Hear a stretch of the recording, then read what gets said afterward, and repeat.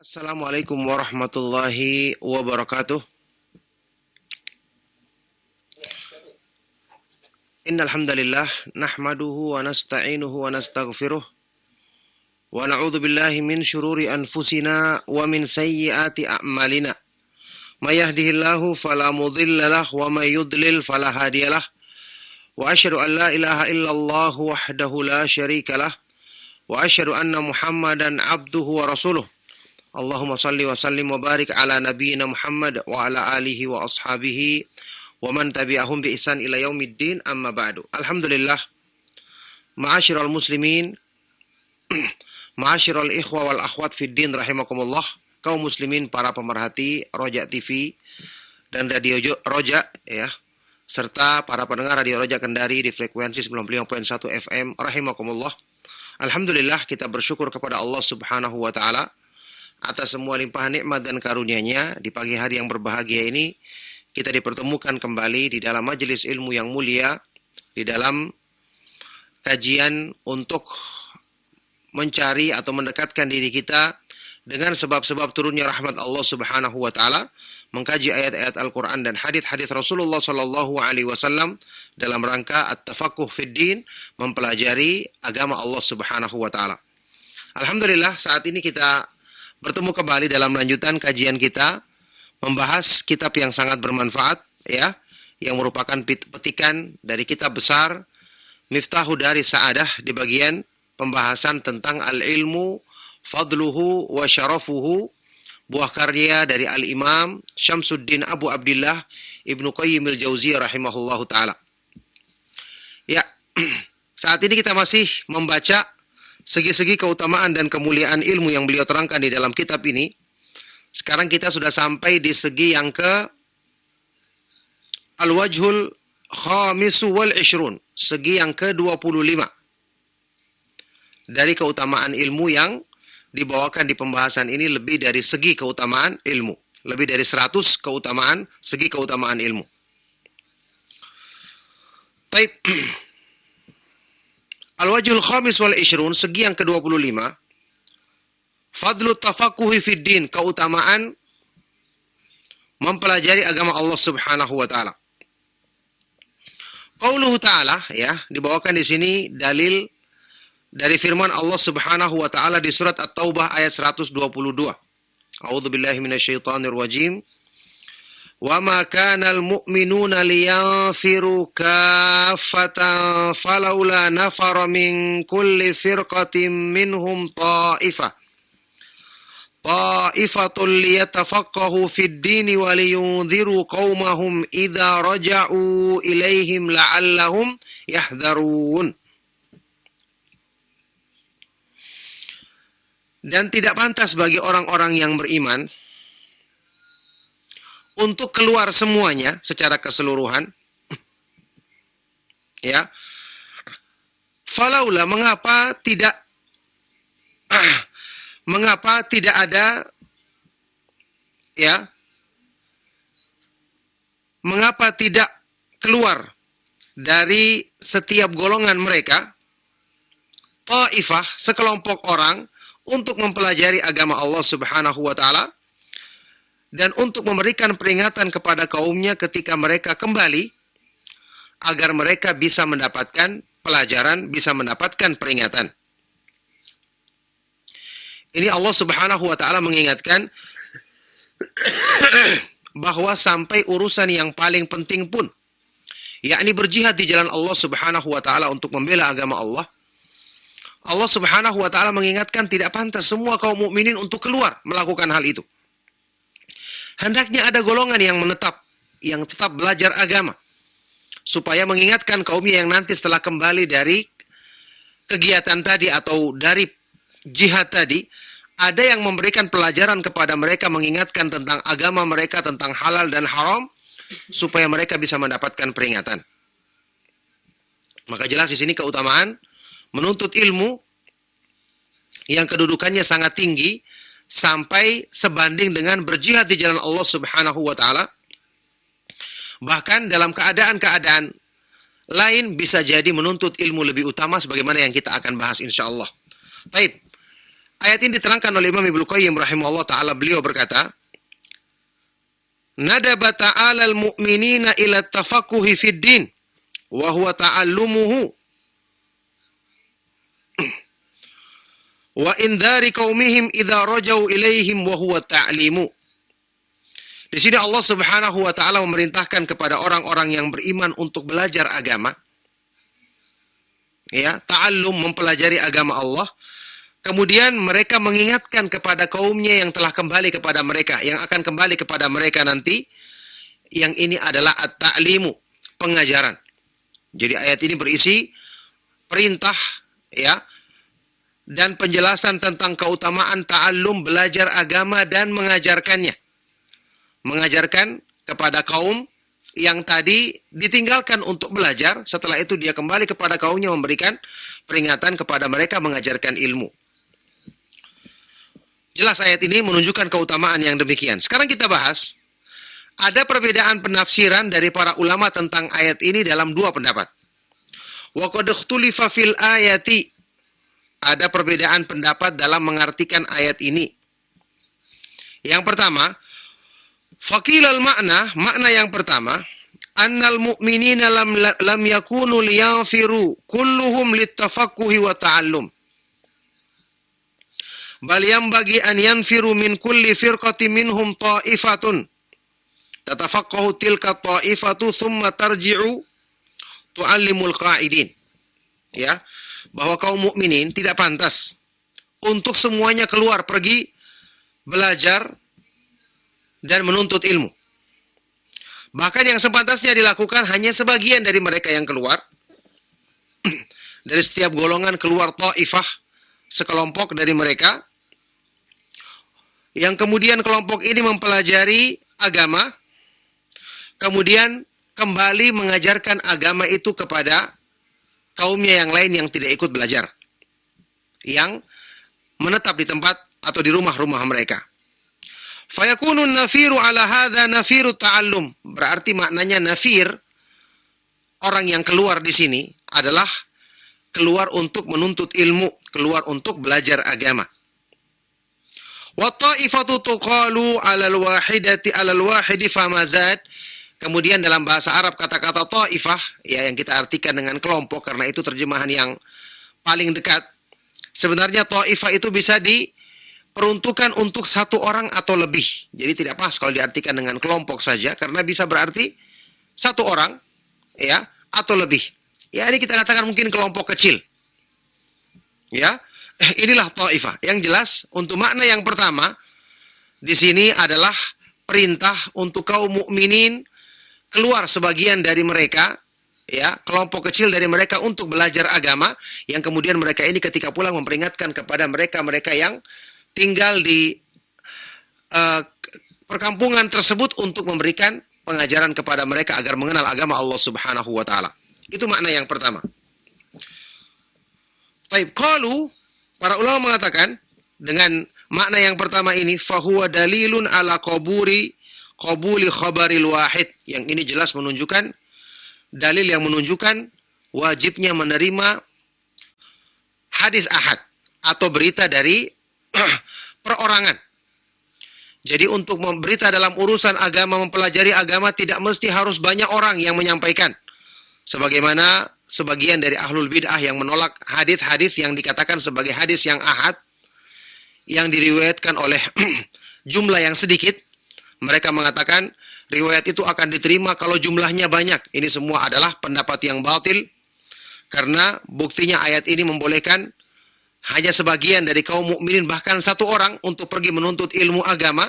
Setelah dia belajar, dia memberikan peringatan kepada kaumnya. Wa ala hadha hamalah Syafi'i wa jamaah. Makna yang pertama inilah yang dijelaskan oleh Imam Asy-Syafi'i dan sekelompok ulama lainnya.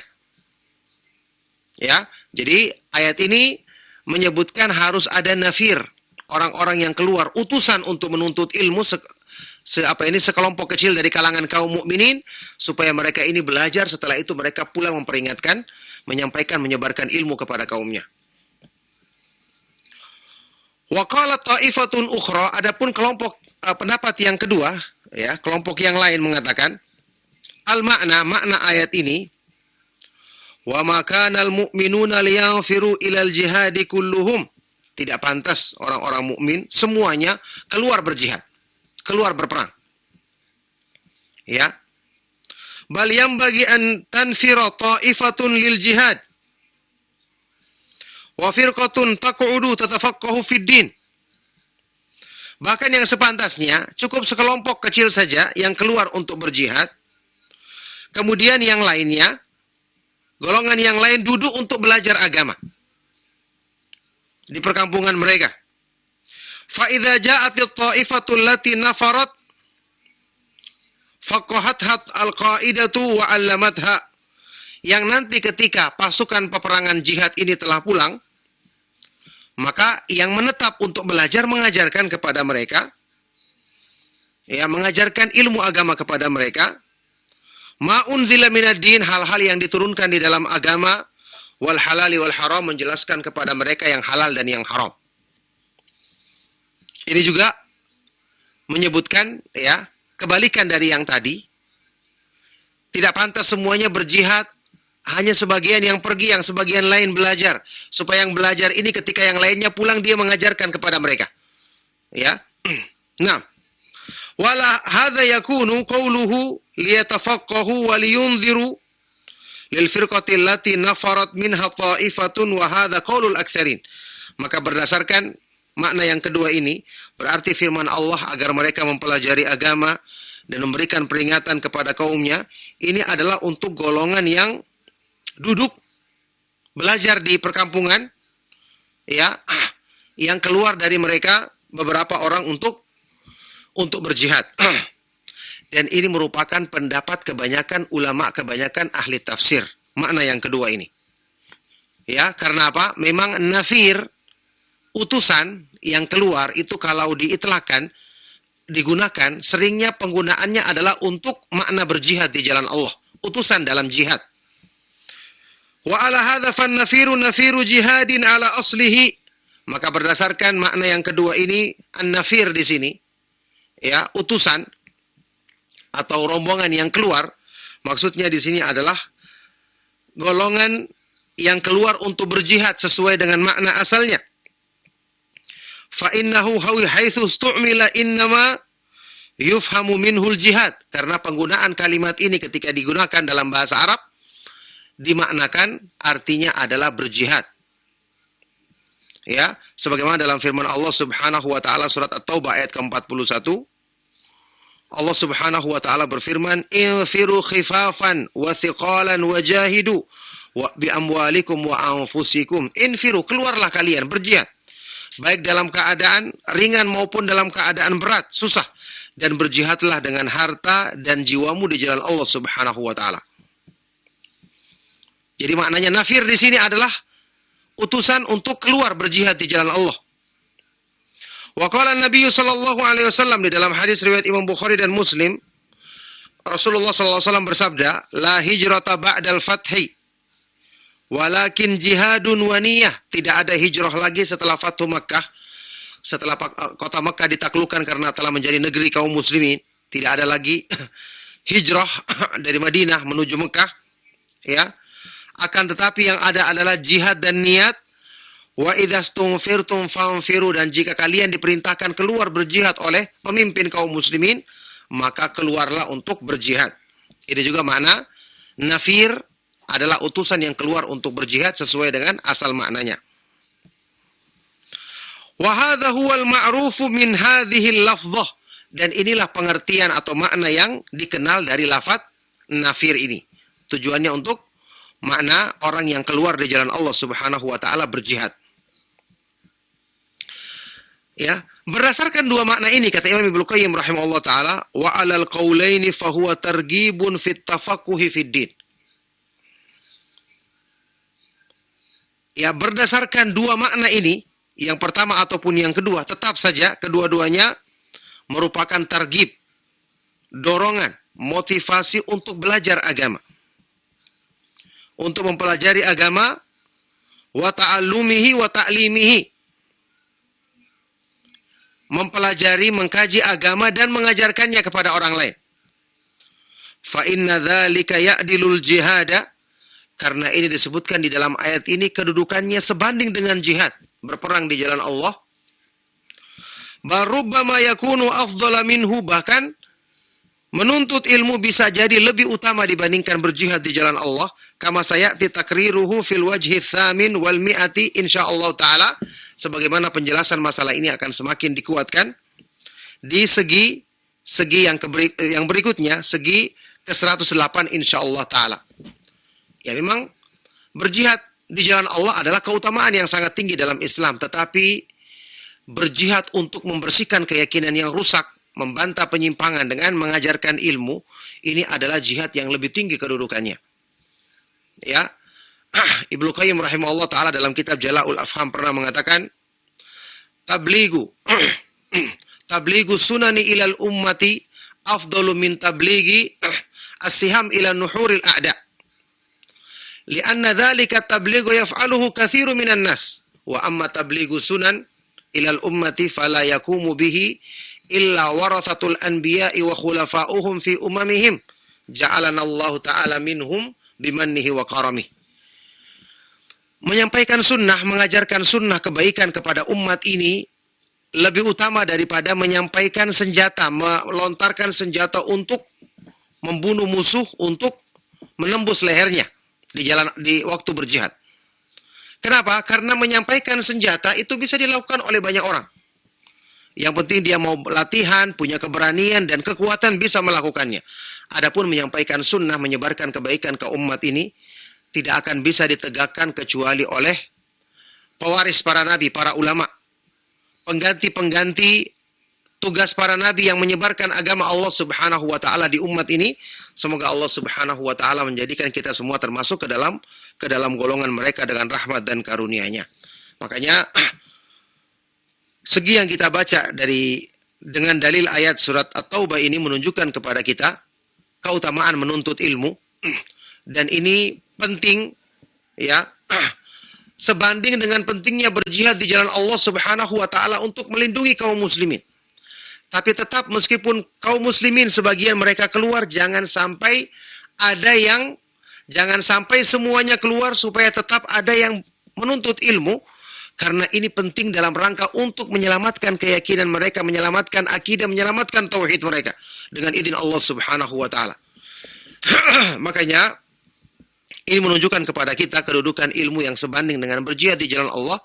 Bahkan menurut pernyataan para ulama yang nanti kita akan nukilkan di segi-segi berikutnya insyaallah, menuntut ilmu itu lebih utama daripada berjihad di jalan Allah Subhanahu wa taala. Nah, kita melangkah berikutnya, al-wajhus sadis wal 20, segi yang ke-26. Baik.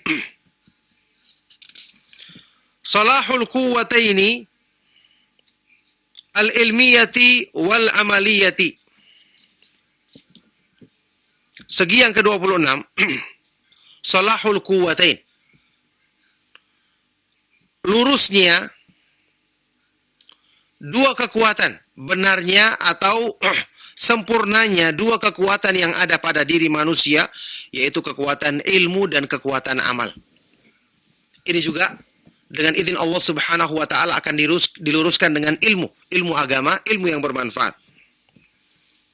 Kita lihat dalil yang disebutkan oleh Imam Ibnu Qayyim rahimahullah taala dalam pembahasan ini adalah surat yang sangat terkenal, surat Al-Asr. Allah Subhanahu wa taala berfirman, "Wal 'asri innal insana lafi khusr illa alladhina amanu wa 'amilus salihati wa tawasaw bil haqqi wa tawasaw bis sabr." Demi waktu, demi masa, sesungguhnya manusia benar-benar di dalam kerugian, kecuali orang-orang yang beriman, beramal soleh, saling menasihati dalam kebenaran, dan saling mewasiatkan untuk menetapi kesabaran. Ini juga ayat yang di dalamnya terkandung pengajaran untuk memperbaiki dua kekuatan ilmu dan amal yang ada pada diri manusia. Dibawakan di sini komentar Imam Asy-Syafi'i, Muhammad ibnu Idris Asy-Syafi'i rahimahullah radhiyallahu taala anhu, semoga Allah meridhoinya rahimahullah taala, Beliau mengatakan, "Lau fakkaron nasu kulluhum fi hadhihi surati lakafathum." Beliau berkata, mengomentari ayat ini atau surat ini, wal asri ini, seandainya manusia, kalau saja manusia semua mau merenungkan, memikirkan ayat ini, maka ayat ini mencukupi untuk semua kebaikan hidup mereka. Ya, ayat yang agung ini seandainya kita renungkan, kita mengamalkan isinya, maka sudah cukup keberuntungan semua kita akan dapatkan. Dalam lafaz lain yang dinukil oleh sebagian dari para ulama, pernyataan Imam Syafi'i berbunyi seperti ini, "Lauma anzalallahu hujjatan ala khalqihi illa hadhihi surata lakafathum." Seandainya Allah tidak menurunkan kepada makhluknya, kepada jin dan manusia, Allah tidak menurunkan argumentasi kecuali surat ini saja, satu surat ini saja, maka itu sudah mencukupi mereka agar bisa memahami dan mengamalkan kebaikan dari semua seginya. Baik. Jadi ayat ini adalah ayat yang kandungannya benar-benar mencukupi semua kebaikan hidup manusia.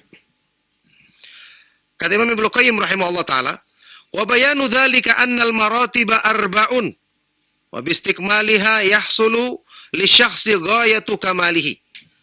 Penjelasan tentang ucapan Imam Syafi'i ini, tentang ayat ini, bahwa martabat-martabat, kedudukan-kedudukan kemuliaan manusia itu ada 4. Dengan menyempurnakan 4 perkara ini, seseorang akan meraih puncak, mencapai puncak kesempurnaan dirinya. Ihdaha, yang pertama, martabat yang pertama adalah ma'rifatul haq, mengenal kebenaran. Mengetahui kebenaran, memahaminya. Ats-tsaniyatu amaluhu bihi, yang kedua mengamalkannya. Ats-tsalitsatu ta'limuhu man la yuhsinuh, mengajarkan kepada orang yang belum memahaminya, mengajarkan kepada orang yang belum memahami ilmu tersebut. Ya, ini berdakwah, mengajak manusia agar memahami ilmu yang agung ini. Ar-rabi'atu sabruhu ala ta'allumihi wal amali bihi wa ta'limihi. Kesabaran ketika mempelajari ilmu, ketika mengamalkannya, dan ketika mengajarkannya kepada manusia. Subhanallah, 4 tingkatan ini kalau kita sempurnakan pada diri kita, maka telah sempurna, mencapai puncak kesempurnaan hamba yang mengamalkan 4 perkara ini.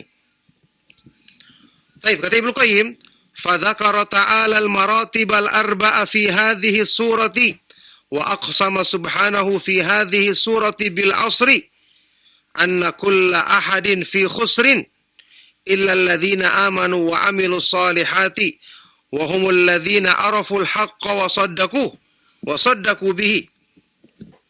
Maka Allah Subhanahu wa taala menyebutkan 4 tingkatan di surat ini, surat Al-Asr ini. Bahkan Allah bersumpah di awalnya, bersumpah dengan masa, menunjukkan ini masa adalah sesuatu yang benar-benar perlu mendapatkan perhatian karena Allah bersumpah dengan makhluk yang dimuliakannya.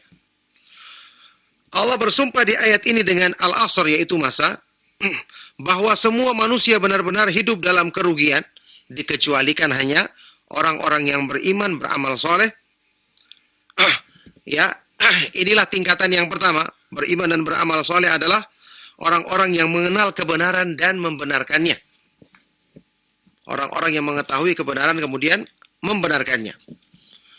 Fahadha martabatun, inilah tingkatan yang pertama. Wa amilu salihati wa humul ladzina amilu bima alimuhu minal haq. Fahadhihi martabatun ukhra.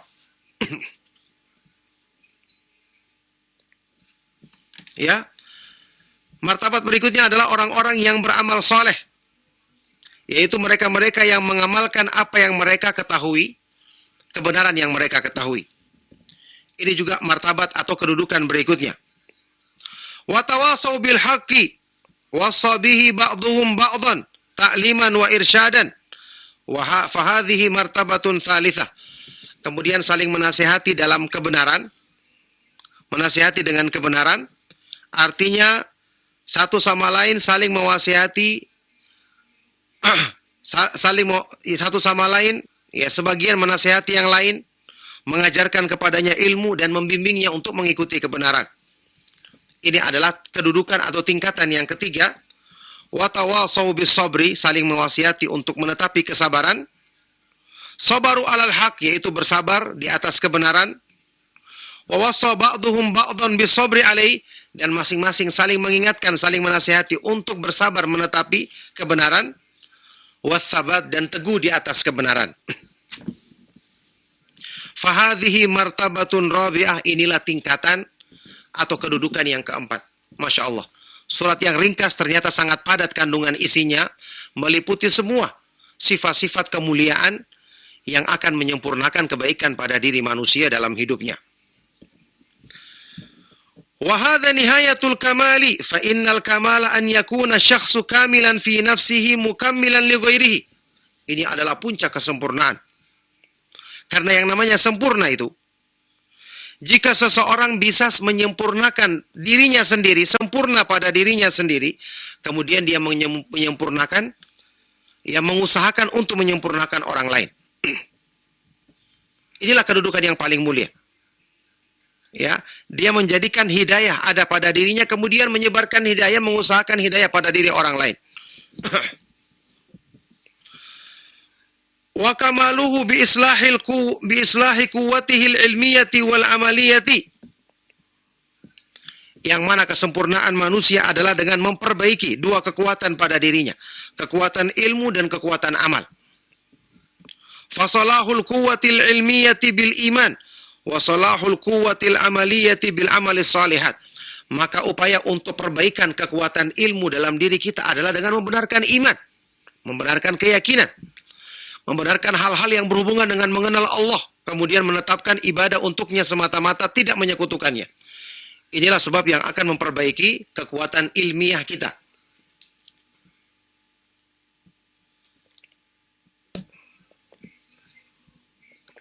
Jadi, cara untuk memperbaiki kekuatan ilmu, kekuatan pemahaman kita, yaitu dengan iman, belajar tentang iman, belajar tentang akidah yang benar, hal-hal yang membenarkan keyakinan di dalam hati kita. Nah, wasalahul quwwatil amaliyati bil amali salihat. Kemudian perbaikan kekuatan amal-amal kita, kekuatan untuk berbuat pada diri kita adalah dengan membiasakan diri kita mengamalkan amalan-amalan soleh yang diperintahkan atau dianjurkan di dalam Islam. Wa takmilihi ghairahu, kemudian berusaha untuk menyempurnakan orang lain.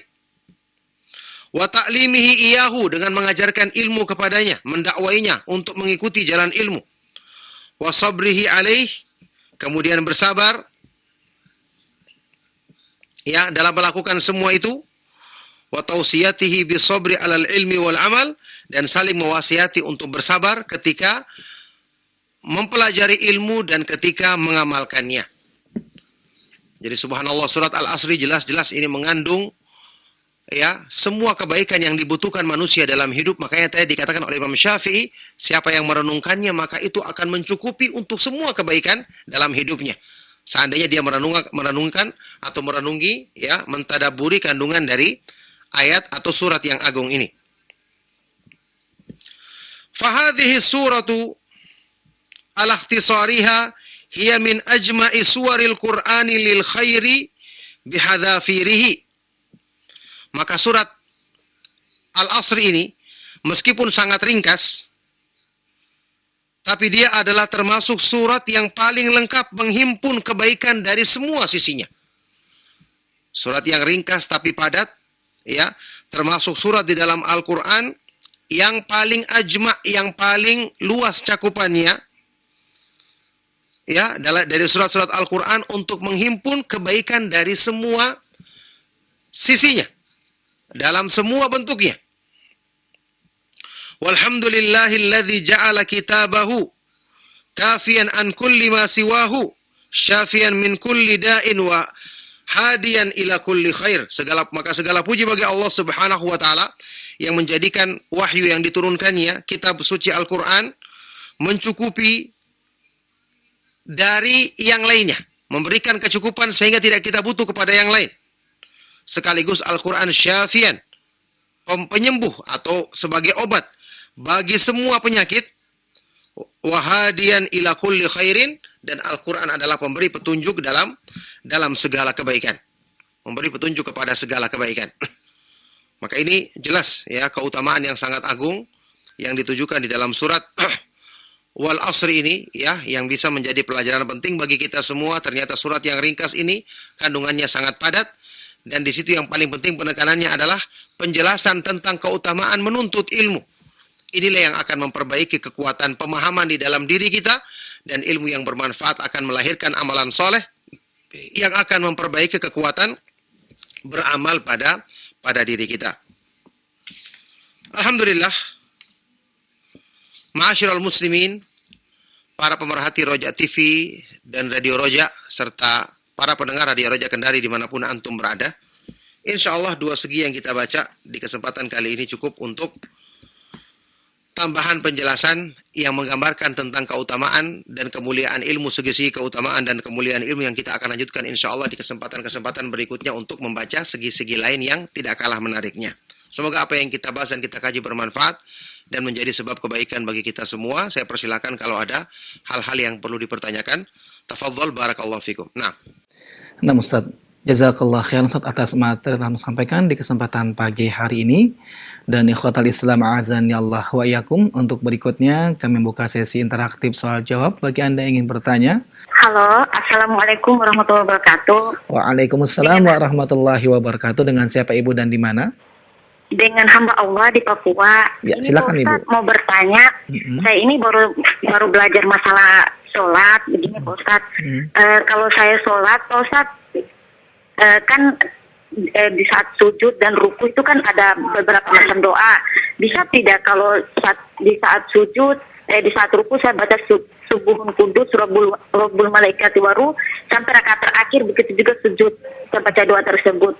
Itu bisa tidak Pak Ustadz? Kalau sholat yang berikutnya saya baca doa yang lain lagi begitu Pak Ustadz. Ya. Bisa tidak? Apa ada tuntunannya begitu Pak Ustadz? Baik, mohon maaf terputus, tapi alhamdulillah sudah dapat kita simak pertanyaan dari Ibu tadi di Papua, dan kepada Ustadz kami persilakan untuk menjawab. Silakan Ustadz. ya mungkin maksudnya tadi adalah zikir-zikir yang dibaca, yang disyariatkan untuk dibaca ketika sujud dan ruku ya. Ada yang tadi seperti dikatakan subuhun kudus rabbul malaikati waruh. Ada yang waktu ruku subhana rabbiyal azim wa bihamdih. Ada juga waktu sujud subhana rabbiyal a'la wa bihamdih. Ada juga yang tanpa wa bihamdih ya, subhana rabbiyal azim. Untuk sujud subhana rabbiyal a'la, dan yang lainnya ada beberapa zikirnya. Selama hadisnya sahih maka boleh kita baca. Kalau seperti yang ditanyakan tadi, dia membaca satu jenis zikir saja untuk ruku sampai 4 rakaat misalnya dalam salat Isya, maka boleh. Bahkan itulah yang dicontohkan di dalam sunnah Rasulullah SAW. Kemudian satu jenis sujud, dia baca waktu sujud satu jenis ruku dalam semua sujudnya dalam satu salat, boleh. Ya. Kemudian di salat yang lain dia ganti dengan zikir yang lain, boleh. Karena Nabi SAW ketika dinukil oleh para sahabat membaca berbagai macam jenis zikir tersebut, itu menunjukkan bahwa Nabi SAW kadang-kadang membaca zikir ini, kadang-kadang zikir yang kedua, kadang-kadang zikir yang ketiga di salat yang lain. Ya. Kalau dalam satu salat ya kita usahakan yang penting kita baca yang ada dalilnya dari zikir-zikir tersebut tetap diperbolehkan ya, selama itu bersumber dari hadis yang sahih dari Rasulullah Shallallahu Alaihi Wasallam. Nah, Ustadz, jazakallah khairan Ustadz, barakallahu fik atas jawaban yang sampaikan. Demikian jawaban untuk Ibu di Papua. Mudah-mudahan dapat memberikan pencerahan dari jawaban yang telah disampaikan oleh Ustadz. Ikhwatal Islam azani Allah wa iyyakum. Untuk selanjutnya masih kami buka sesi interaktif soal jawab bagi Anda yang ingin bertanya. Halo, Assalamualaikum. Waalaikumsalam warahmatullahi wabarakatuh. Dengan siapa Ibu dan di mana? Dari Firliana di Situbondo. Ibu Firliana dari Situbondo. Silakan Ibu pertanyaannya. Ini Ustadz, keluarga anak tuh kan sukanya saudara Yana yang pertama itu kan suka ini ahli bid'ah Ustadz. Kalau ada kematian pasti itu antara 3 hari dan 7 hari itu nyumbang kue gitu Ustadz. Jadi Ana mau menghindar gimana Ustadz ya? Soalnya selalu minta bantuan sama Ana Ustadz ya. Jadi nggak bisa. Jadi bukan nggak enak sendiri. Takutnya nanti ada ada perselisihan antara kita itu Ustadz ya. Yeah. Apakah itu menghindar? Apakah menuruti kemauan dia untuk membantu buat kue Ustadz untuk hari kematian itu antara 3 hari dan 7 hari Ustadz. Baik. Mohon solusinya Ustaz. Syukron, jazakallah khairan. Assalamualaikum warahmatullahi wabarakatuh. Waalaikumsalam warahmatullahi wabarakatuh. Afwan wa jazakillah khairan. Dan kepada Ustadz kami persilakan untuk menjawab. Silakan Ustadz. Ya, barakallahu fikum. Pertanyaan bermanfaat sekali dari Ibu yang ada di situ Bondo. Semoga Allah Subhanahu wa taala senantiasa melimpahkan kebaikan untuk diri beliau dan keluarganya. Ya. Mengenai masalah kondisi tadi, maka yang harusnya dilakukan oleh ibu adalah berusaha menghindari dan tidak membantunya, karena kita dilarang untuk melakukan hal-hal yang seperti kita mendukung kemungkaran tersebut. Ya, Rasulullah SAW di dalam hadis yang sahih pernah bersabda, "Man kana yu'minu billahi wal yaumil akhir fala yajlis ala ma'idatin yudaru 'alaiha bil khamr." Yudaru 'alaiha al khamr. Ya, barang siapa yang beriman kepada Allah dan hari akhir, janganlah dia duduk di pinggir satu hidangan yang diedarkan padanya minuman keras. Kalau ada minuman keras diedarkan, kita harus menghindar. Sekedar duduk saja tidak boleh, karena berarti kita membenarkan. Apalagi kalau sampai membantu, memberikan uang kepadanya atau apa yang dimintanya sebagai bantuan. Jadi cara untuk kita ya menghindarkan diri, pertama tentu kita doakan saudara kita tadi agar dapatkan hidayah. Sebaik-baik yang kita usahakan adalah mendoakannya. Kemudian memberikan nasihat. Kalau tidak bisa langsung, maka carikan ceramah-ceramah yang mungkin lebih lembut menyentuh hatinya agar dia mengetahui kesalahannya. Kalau tetap dia meminta bantuan kepada kita, kita berusaha menghindar. Katakan, saya tidak mendukung acara-acara seperti ini, menurut keyakinan agama saya ini tidak sesuai dengan petunjuk Allah dan Rasulnya. Kalau tetap dia memaksa, ya kita boleh kasih uang dan katakan, saya hanya ingin digunakan uang ini untuk kebaikan, untuk acara-acara yang sesuai dengan syariat Islam. Katakan seperti itu. Kalau dia marah, kita tetap dekati dia, berusaha tetap mendakwai dia. Kalau untuk urusan-urusan yang berhubungan dengan perkara-perkara yang dilarang dalam agama Islam, maka ini kita tidak boleh mengikuti keinginan saudara kita dalam hal yang salah. Karena itu akan mendatangkan kemurkaan Allah Subhanahu wa taala. Kalau Allah murka kepada kita, maka Allah akan mudah jadikan siapapun murka kepada kita. Karena hati manusia di tangan Allah Subhanahu wa taala. Tapi kalau kita mengikuti keridhaan Allah, sampai pun awalnya dia marah, Allah Maha Kuasa untuk menggerakkan hatinya agar nantinya terbuka menerima kebenaran. Di dalam sebuah hadis yang diriwayatkan oleh Imam At-Tirmidzi di dalam sunannya, di dalam jami'nya yang dinyatakan hasan oleh Syekh Al-Albani rahimahullah taala, dari Aisyah radhiyallahu taala anha, Rasulullah sallallahu alaihi wasallam pernah bersabda, "Man iltamasa ridallah bi sakhatin nas, radhiyallahu anhu wa ardu anhu nas, wa man iltamasa ridwan nas bi sakhatillah, sakhitallahu alaihi wa askhata alaihi nas." Barang siapa yang mencari keridhaan Allah dengan resiko manusia murka kepadanya, maka Allah akan ridho kepadanya dan Allah menjadikan manusia ridho kepadanya. Allah menggerakkan hatinya untuk ridho kepada orang tersebut. Tapi barang siapa yang mencari keridhaan manusia dengan kemurkaan Allah, maka Allah akan murka kepadanya dan Allah akan menjadikan manusia pun murka kepadanya. Na'udzubillah min dzalik. Nah, Ustaz, jazakallah khairan, barakallahu fik atas jawaban yang disampaikan. Demikian jawaban untuk Ibu Firliana yang ada di situ Bondo. Mudah-mudahan Allah memberikan kemudahan kepada beliau dan juga membantu segala urusannya. Allahumma amin. Khotul Islam azani Allah wa iyyakum. Untuk berikutnya kami angkat kembali pertanyaan melalui telepon. Ya, silakan. Waalaikumsalam warahmatullahi wabarakatuh. Dengan siapa Bapak dan di mana? Dengan Yudi di Balikpapan, Ustaz. Dengan Pak Yudi di Balikpapan. Silakan Pak Yudi pertanyaannya. Begini, Ustaz. Jadi saya beberapa hari yang lalu ini dapat uang di drainase, di Paret. Dan di sekitar situ tidak ada orang ya, Ustaz. Tidak ada orang. Saya sudah cari, tidak ada orangnya. Tidak ada orang sama sekali. Jadi hukum uang ini seperti apa, Ustaz? Menemukan uang ya? Iya, menemukan uang. Baik. Dan tidak ada orang. Dan ini di Paret, sampingnya jalan raya. Jumlahnya besar, Pak? Di Paret dan di sampingnya jalan umum, jalan raya besar. Ya, jumlahnya besar Pak uangnya? Uangnya 450. Ya, baik. Tuh. Oke, Ustaz. Jadi hukum uang ini baiknya seperti apa, Ustaz? Baik. Terima kasih Pak Yudi atas pertanyaannya. Cukup Pak Yudi? Sudah, Ustaz. Ya. Assalamualaikum warahmatullahi wabarakatuh. Waalaikumsalam warahmatullahi wabarakatuh. Nah, kepada Ustadz kami persilakan untuk menjawab. Silakan Ustadz. seandainya uang tersebut adalah uang yang jumlahnya remeh, kita katakan orangnya tidak akan mungkin mencari lagi, misalnya cuma 10.000 atau mungkin bahkan sampai 50.000. Mungkin uang tersebut kita anggap uang kecil saat ini, ya, orangnya tidak akan mencari lagi. Tapi kalau sampai 450.000, kita ketahui orangnya akan berusaha mencarinya. Makanya yang seperti ini, ya barang temuan seperti ini di dalam syariat Islam, yang kita disyariatkan untuk melakukannya adalah kita berusaha mengumumkannya. Kita umumkan baik di sekitar situ, misalnya dengan kalau ada tempat yang bisa kita tempel, ya, atau dengan cara media, kita umumkan di media yang memudahkan kita untuk mengumumkan. Siapa yang pernah kehilangan uang, saya menemukan uang di sekitar parit ini misalnya. Kemudian tentu tidak perlu dicantumkan jumlahnya. Kalau ada yang mengaku, tinggal menghubungi, kemudian bisa disebutkan jumlahnya dan seterusnya. Ya, Rasulullah Shallallahu Alaihi Wasallam memerintahkan demikian di dalam hadis-hadis yang sahih untuk kita umumkan dan ditunggu selama setahun. Ya, ditunggu selama setahun untuk kemungkinan jika ada yang menanyakan atau mengaku memiliki uang tersebut, maka bisa kita uji dia di mana kehilangannya, berapa jumlahnya, untuk kita bisa memastikan orangnya itu benar-benar yang kehilangan atau bukan. Nah, barakallahu fikum. Nah, Ustaz, wa fiik barakallah, jazakallah khair atas jawaban yang antum sampaikan, Ustaz. Demikian jawabannya untuk Pak Yudi, mudah-mudahan dapat dijalankan apa yang telah disampaikan jawabannya oleh Ustaz. Ikhwatal Islam azani Allah wa iyyakum. Untuk berikutnya kami masih mengangkat pertanyaan melalui telepon. Halo, Assalamualaikum Ustaz. Waalaikumsalam warahmatullahi wabarakatuh. Dengan siapa Ibu dan di mana? Dengan Abdullah di Jawa Tengah Ustaz. Ummu Abdillah, silakan Ummu Abdillah.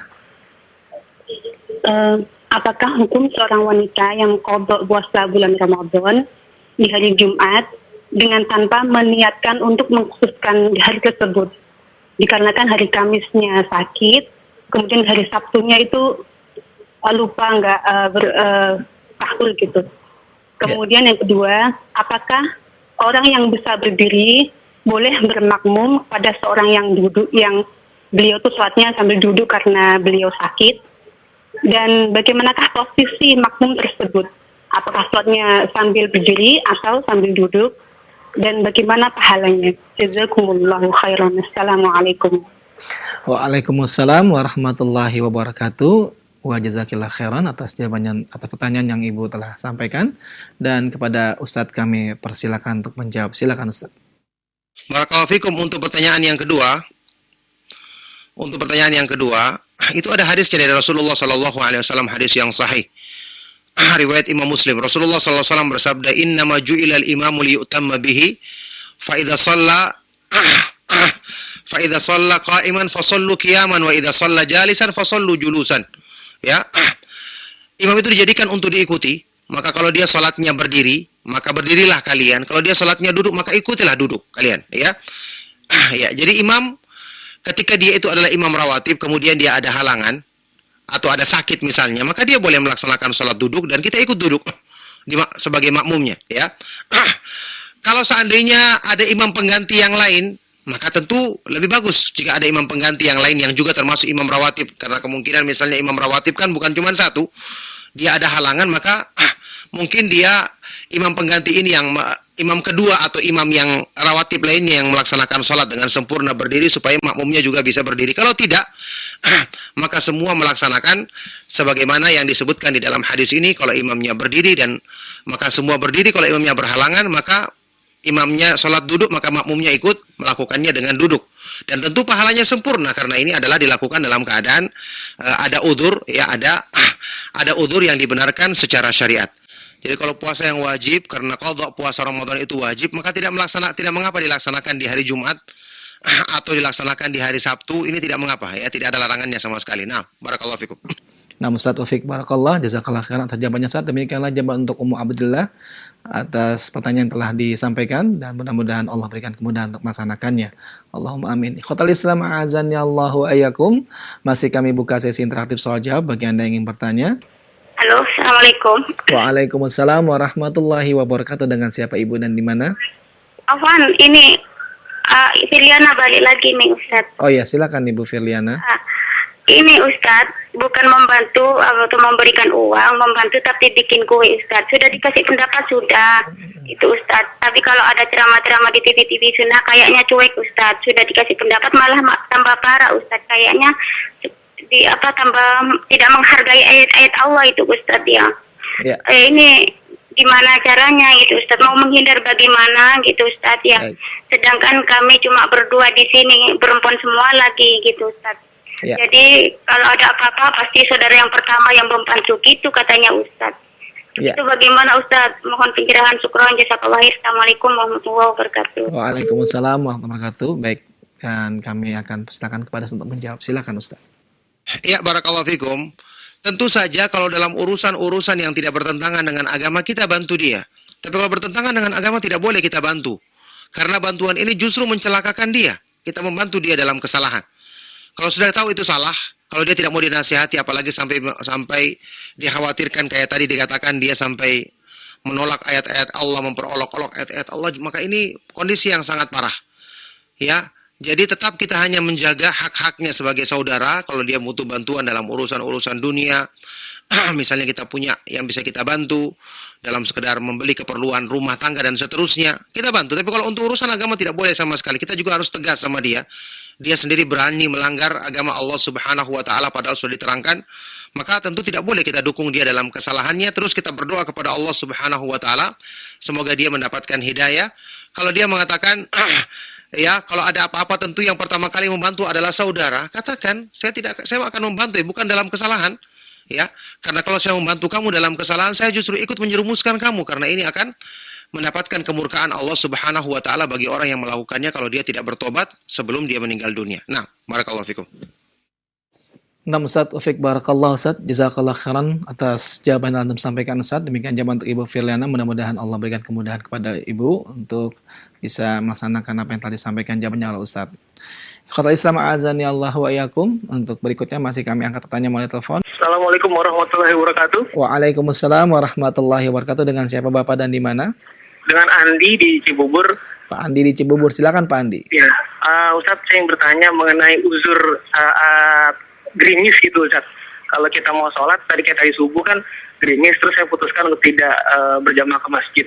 Tapi ternyata setelah saya sendirian di rumah, belum hujan-hujan juga gitu Ustadz. Tapi setelah subuh baru hujan, itu gimana Ustadz? Apakah termasuk uzur yang syar'i? Jazakumullah khairan. Assalamualaikum warahmatullahi wabarakatuh. Waalaikumsalam warahmatullahi wabarakatuh. Terima kasih atas pertanyaannya dan kepada Ustadz kami persilakan. Silakan Ustadz.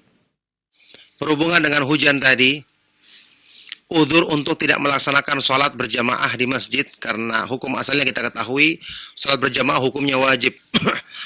Maka menurut penjelasan yang disampaikan oleh Syekh Muhammad bin Shalih Al-Utsaimin dalam kitab Asy-Syarhul Mumti', hal-hal yang menjadikan kita menjadi udzur untuk kita tidak melaksanakan sholat berjamaah di masjid, patokannya adalah masyaqqah, sesuatu yang memberatkan. Berarti kalau berhubungan dengan hujan, kata beliau, tentu hujan gerimis tidak termasuk. Hujan gerimis tidak termasuk. Yang masuk dalam hal ini adalah hujan yang deras. Hujan yang deras yang beliau berikan ukuran, hujan deras itu maksudnya adalah kalau misalnya membasahi pakaian kita, maka bisa ketika menimpa pakaian kita bisa membasahi yang sampai bisa kita peras, begitu maksudnya airnya. Ala kulli hal yang jelas dia memberatkan. Dan tentu hujan gerimis tidak termasuk memberatkan dalam masalah ini, ya kecuali mungkin bagi orang yang sakit atau orang-orang yang ada gejala-gejala sakit, tentu dengan hujan gerimis pun itu akan memudaratkan bagi dirinya. Tapi kalau untuk orang kondisi yang sehat, kata beliau, ini yang bisa menjadi udzur adalah hujan yang deras, bukan hujan yang gerimis. Itu penjelasan dari Syekh Muhammad bin Shalih Al-Utsaimin rahimahullah taala. Nah, barakallahu fikum. Nah, Ustaz, Wafik barakallah, jazakallah khairan atas jawaban yang sampaikan Ustaz. Dan ikhwatal Islam azan ya Allah wa iyyakum, masih kami buka sesi interaktif soal jawab bagi Anda yang bertanya. Dan untuk kesempatan kali ini kami buka satu pertanyaan terakhir untuk Anda yang bertanya. Assalamualaikum Ustaz. Waalaikumsalam warahmatullahi wabarakatuh. Dengan siapa Ibu dan di mana? Dengan Umar Abdullah di Jawa Tengah yang tadi itu Ustaz. Oh ya, kenapa Umu? Silakan.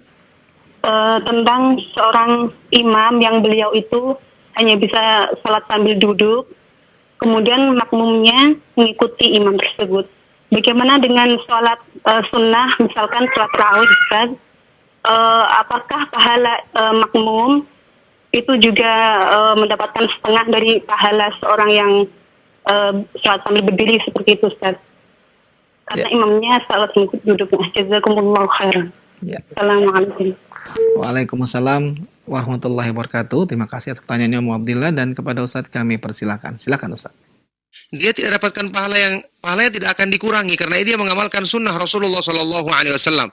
Saya sudah katakan tadi kan imamnya asalnya dia bisa berdiri, tapi karena ada udzur tertentu dia duduk dalam kondisi seperti itu. Maka makmumnya pun mengikutinya, mengikutinya sesuai dengan hadis yang tadi kita sebutkan. Wa idza shalla jalisan fasallu julusan. Kalau dia salatnya duduk, maka salatlah duduk. Itu perintah dari Nabi Shallallahu Alaihi Wasallam. Maka ini tidak mengurangi pahala dari mereka, ya, karena ini mengamalkan sunnah Rasulullah Shallallahu Alaihi Wasallam. Adapun yang disebutkan di dalam hadis yang ibu tanyakan itu adalah bagi orang yang dia itu ya, ketika dia sedang ada udzur atau dalam kondisi-kondisi tertentu, kemudian dia kurang dalam menunaikan ibadah yang biasa dikerjakannya sehari-hari. Ketika dia sakit, akhirnya dia hanya bisa melaksanakan sebagian dari ibadah tersebut, ya, maka Allah Subhanahu wa taala tuliskan dia mendapatkan pahala yang sempurna. Ya, menetapkan dia pahala yang sempurna.